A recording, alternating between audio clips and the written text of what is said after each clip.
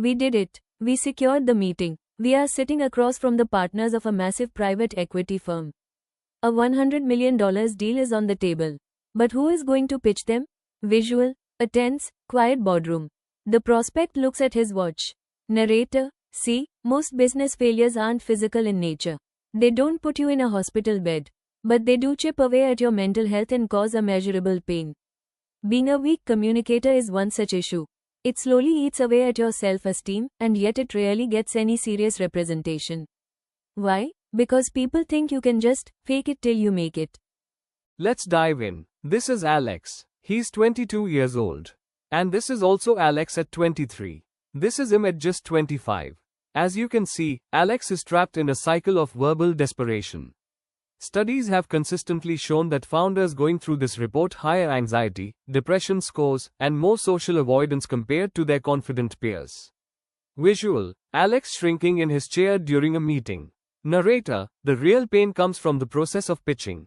This is the desperation scale. As a founder progresses to the next level, from using filler words like and basically to apologizing for their pricing, they feel their social perception regress. Now, in any new social encounter, all it takes is one tough question about his valuation. Alex will disregard everything else in the room. All he can think about is how weak his voice sounds. From there on, his brain will keep amplifying the anxiety. I was pitching a huge enterprise contract, and I just started negotiating against myself. I dropped the price by 30% before they even asked. I went to a mentor once, and he told me to just read a script. I tried it for 2 years, nothing happened. I have this recurring dream. It's many years down the line, maybe 2036. I walk into a boardroom, I state my price, and they just say, yes. That'd be nice. Now, Alex has tried everything. He's tried the power poses, the expensive pitch decks, which begs the question, how do we make these damn visuals? We do it by using the insane tools available inside Hicksfield. We built a real-life version of Alex's character using Hicksfield's AI Influencer Studio to represent all of you going through this. Back to our story. Since none of the cheap remedies have worked, what does? The culprit that causes this desperation isn't biological, it's psychological neediness. And the industry will try to sell you temporary solutions. Scripted rebuttals, fake urgency, but these are like putting a band-aid on a broken arm. It's an endless subscription to faking your confidence. The 3 steps to escaping the trap. But communication is governed by fundamental behavioral switches. You can learn to control them. Here's how you escape the trap. Narrator, number 1. The no-sell posture. Desperation is loud, wealth is silent. Stop leaning into the camera.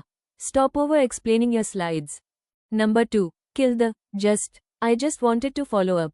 We're just a small agency. Eliminate it. Narrator, number 3. Embrace the tension. When you ask for $100 million, the room should get quiet. Let it. The 75-year-old perspective.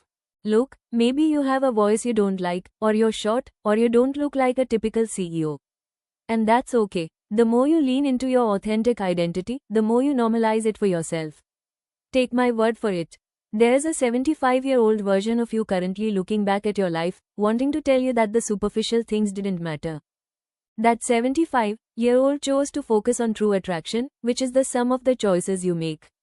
They focused on their thoughtful gestures, their silence, and their absolute certainty. At some point, they learned that it's better to stop worrying about what you can't control and start focusing on what you can. They escaped the trap.